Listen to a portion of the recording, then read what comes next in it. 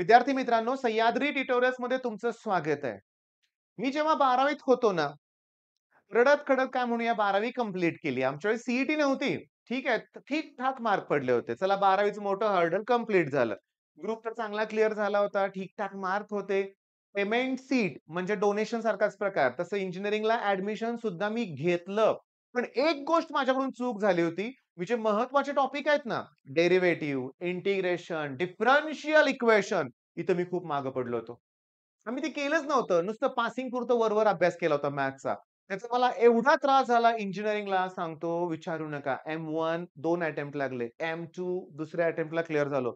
M3 तर तिसरा attempt लागला मला तेव्हा मी क्लिअर झालो. पण पहिल्या अटेम्प्टमध्ये मला 0 मार्क होते. M3 मध्ये मी गेलोच नाही पेपरला.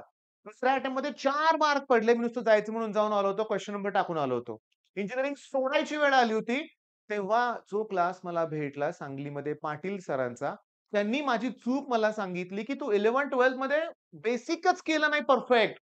मग कसं जमेल इंजिनिअरिंग? बेसिक म्हणजे अगदी ट्रिग्नोमेट्री सगळे फॉर्म्युले तुम्हाला आले पाहिजेत. सगळं लागणार आहे. म्हणजे तुम्हाला मॅथ्स करावंच लागेल हे लक्षात घ्या. तुम्ही म्हणाल ना, की मला मॅथ्स नको इंजिनिअरिंगला, तसं नाही होणार हे लक्षात घ्या. मॅथ्स येणारच. बरं, आता मी तुम्हाला सांगतो. मी आता बोललो तेच मी या व्हिडिओमध्ये कव्हर करणार आहे differential equation. Homogeneous, linear differential equation सगळं इंजिनिअरिंगला आहे. कंटिन्यूटी तुम्हाला एल हॉस्पिटल रूल इंजिनिअरिंगमध्ये आहे. मेथड ऑफ रिडक्शन सारखे मॅट्रिक्स ते पण इंजिनिअरिंगला आहे. ते सगळंच आहे.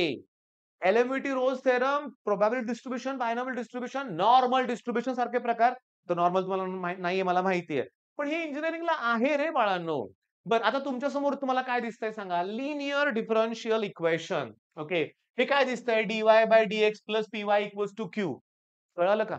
dy/dx चा कोएफिशियंट 1 पाहिजे मला. मग dy/dx जर x dy/dx असेल, मला x नकोय. मी प्रत्येकाला x न डिव्हाईड करणार. तिथं cos2 x दिलंय, मी प्रत्येकाला cos2 x ने डिव्हाईड करणार. इथं काहीतरी वेगळी टर्म दिली, मी प्रत्येकाला त्या टर्मनं डिव्हाईड करणार. दॅट इक्वल्स टू yचा काहीतरी कोएफिशियंट हवाय मला. एकतर कॉन्स्टंट असेल किंवा इन टर्म्स ऑफ x असेल. cos y cos y into y असं नसणार आहे. P मध्ये फक्त x ची टर्म असेल आणि RHS मध्ये फक्त x च्या टर्म असतील. P आणि Q are functions of x. गंमत सांगू का? हे बघा, हे बघा. Okay. Solve the following differential equation. Okay. कुठेही लिनिअर असं म्हणलेलं नाहीये. आपल्याला कळालं पाहिजे, ओळखता आलं पाहिजे.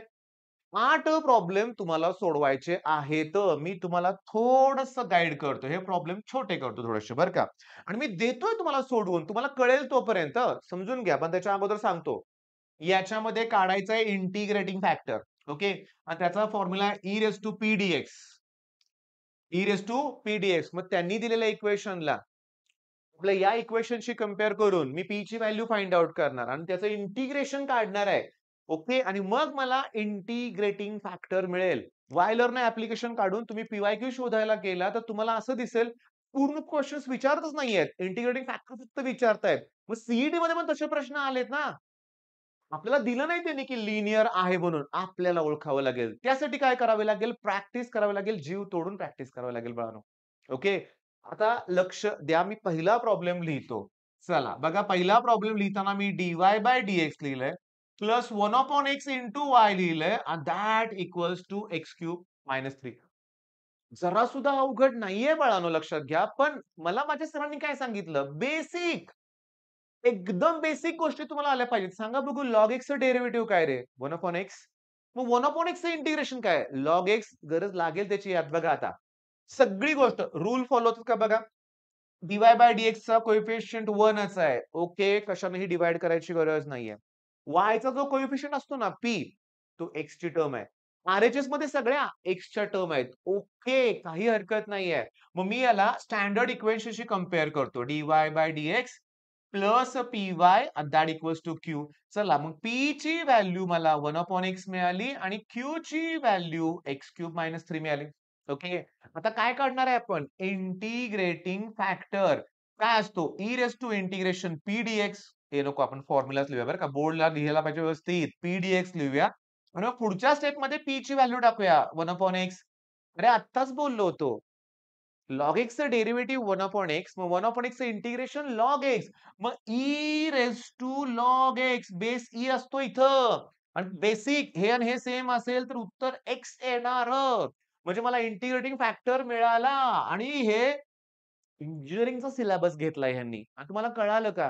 की इंजिनिअरिंगला हा शॉर्टकटच आहे एक प्रकारचा रे. उत्तर लगेच मिळतं. कसं सांगू का?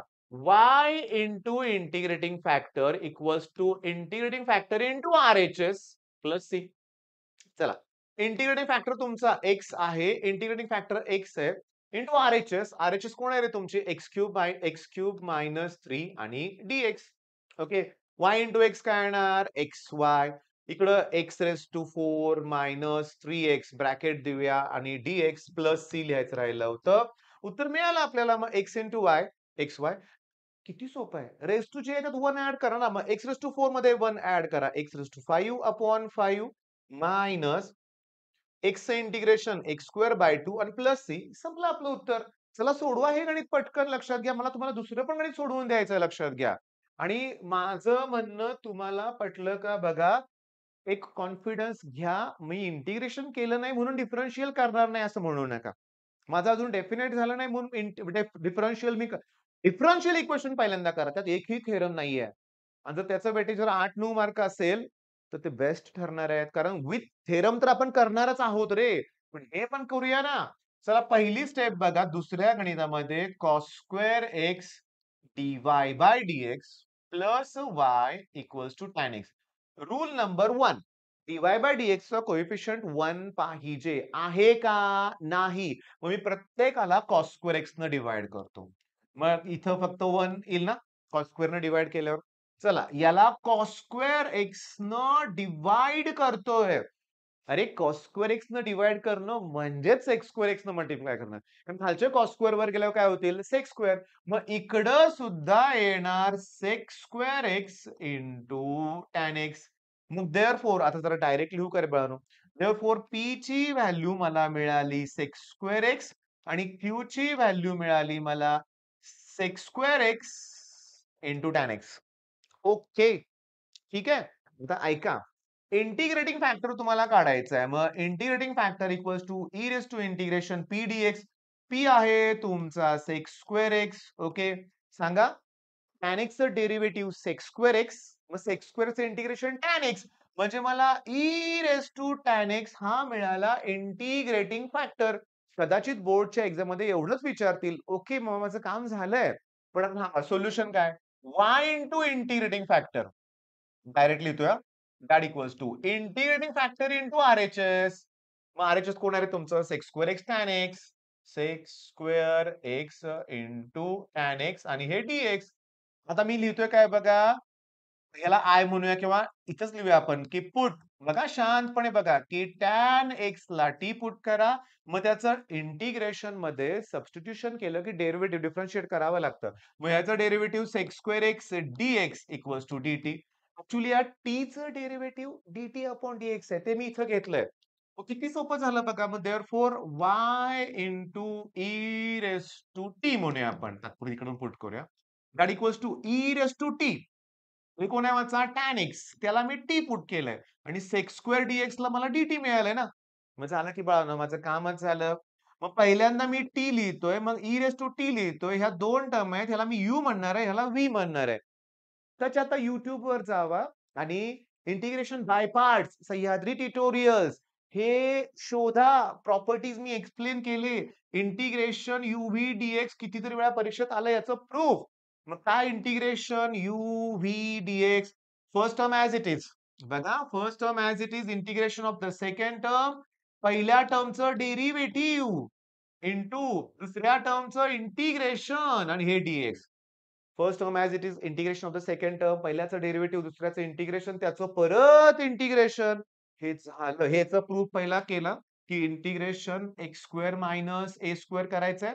इंटिग्रेशन एक्स स्क्वेअर प्लस ए स्क्वेअर करायचंय. आणि हे जर सगळ्यांचे प्रूफ आहेत. हे 3 प्रूफ तुम्हाला करायचे आहेत.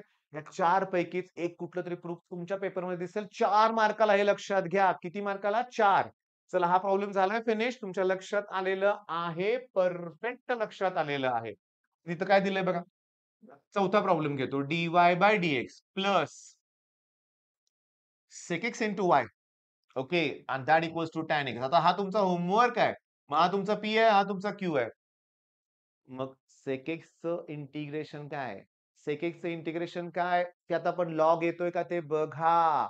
येत असेल तर ई लॉग कॅन्सल होईल. ठीक आहे. त्याच्यानंतर मी तुम्हाला सांगतो क्लिअरली बरं का, क्लिअरली मी तुम्हाला सांगतो, की सगळेच प्रश्न सोपे आहेत. फक्त तुम्हाला आता होमवर्क देतोय मी, जास्तीत जास्त होमवर्क देतोय. मग हा आहे लिनिअरचा टाइप अजून तुम्हाला करायचा आहे. होमोजिनियसचा टाइप मी तुम्हाला सांगू का लक्षात घ्या.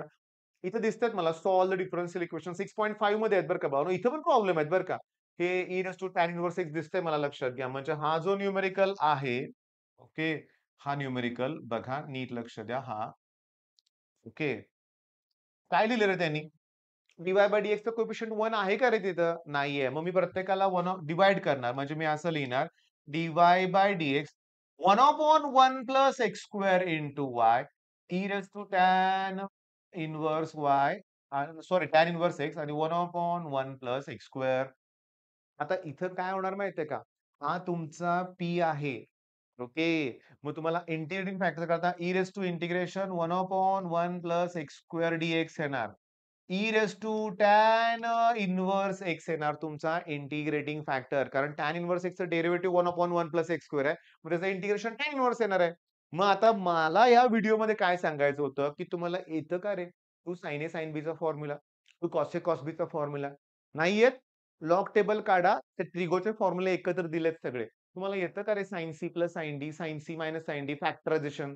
साइन 2 थिटाचे 2 फॉर्म्युले तुम्हाला माहिती आहेत का रे?